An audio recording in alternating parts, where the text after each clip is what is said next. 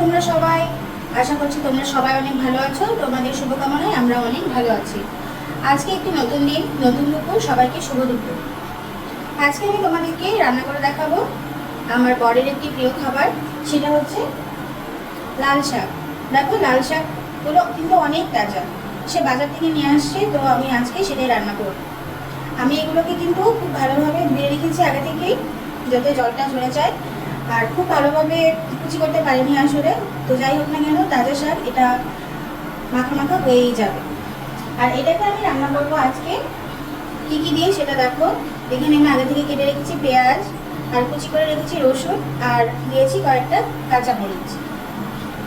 তো চলো রান্নাটা শুরু করা যাক।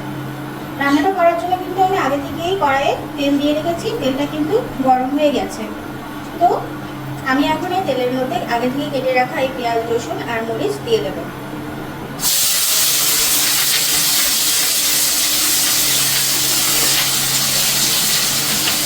একটু নাড়াচাড়া করে লাল লাল করে ভাজা হওয়ার জন্য আমি এখন অপেক্ষা করব। দেখো বন্ধুরা, পেঁয়াজ রসুনের মধ্যে কিন্তু আমি আগে থেকে কোনো লবণ বা হলুদ ব্যবহার করিনি। তারপরেও কিন্তু পেঁয়াজ আর রসুনটা ভালোভাবেই কিন্তু লাল লাল হয়ে যাচ্ছে। খুব বেশি আমি ভাজবো না, যতটুকু ভাজা আর হওয়া প্রয়োজন সেটা একবারে সাথে সাথেই হবে। এত সুন্দর একটা গন্ধ আসলে, এটা তোমরা নিজেরাও জানো যে পেঁয়াজ রসুনের ভাজা গন্ধটা কিন্তু খুব ভালো লাগে। তো দেখো, পেঁয়াজ রসুনটা কিন্তু অল্প বাদামি বাদামি হয়ে এসেছে। এই পর্যায়ে কিন্তু আমি আগে থেকে কেটে ধুয়ে রাখা যে লাল শাকের কুচিটা, এটা এখন দিয়ে দেবো।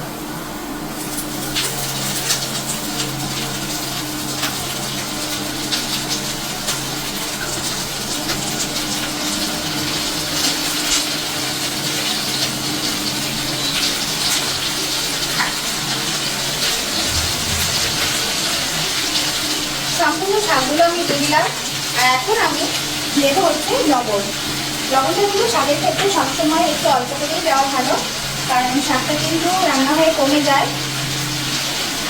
তো আমি অল্প পরিমাণেই দিলাম।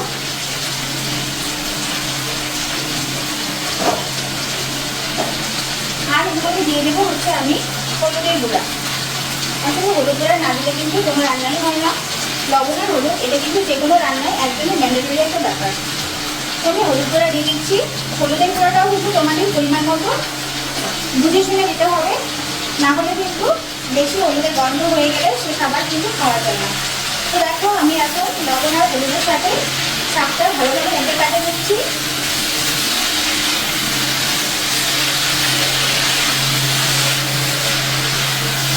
দেখো, নাড়তে নাড়তেই কিন্তু কত শাক কমে গেল। আর পুরো রান্নাটা হওয়ার পরে তোমরা আরো দেখতে পাবে যে কতটুকু হয়ে যায় শাক।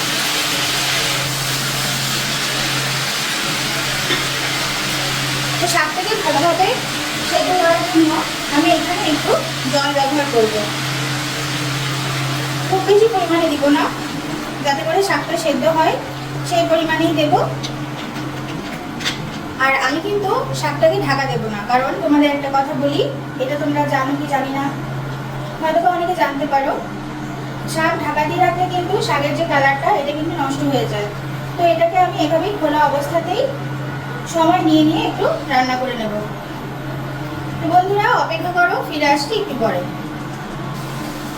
দেখো বন্ধুরা, শাকটা শুকিয়ে ঠিক কতটুকু হয়ে গেছে।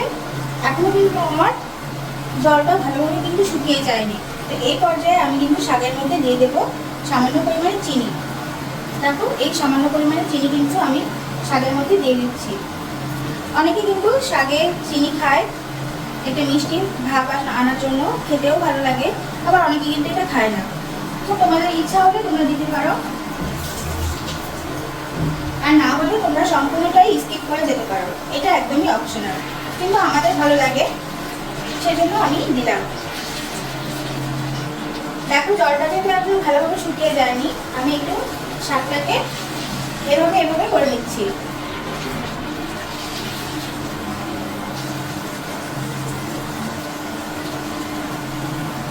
আমি আরেকটু কিছুক্ষণ অপেক্ষা করবো, যাতে করে জলটা ভালোভাবে শুকিয়ে যায়। তো বন্ধুরা দেখো, শাকের জল কিন্তু একদমই শুকিয়ে গেছে,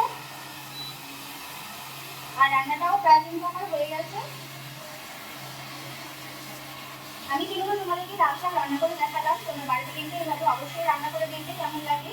আমার ভিডিওটি ভালো লাগলে তোমরা অবশ্যই লাইক কমেন্ট করো, আর আমার চ্যানেলটিকে সাবস্ক্রাইব করে আমাদের পাশে থেকো। দেখো এবারে কিন্তু জলটা একদমই শুকিয়ে যাচ্ছে। আমি আরেকটু নাড়াচাড়া করার পরে শাকটাকে নামিয়ে নেব। তো এই হচ্ছে আমার সিম্পল লাল শাকের রেসিপি। তোমরা কিন্তু এভাবে বাসায় অবশ্যই ট্রাই করে কেমন হলো আমাকে কমেন্টে অবশ্যই জানাবে।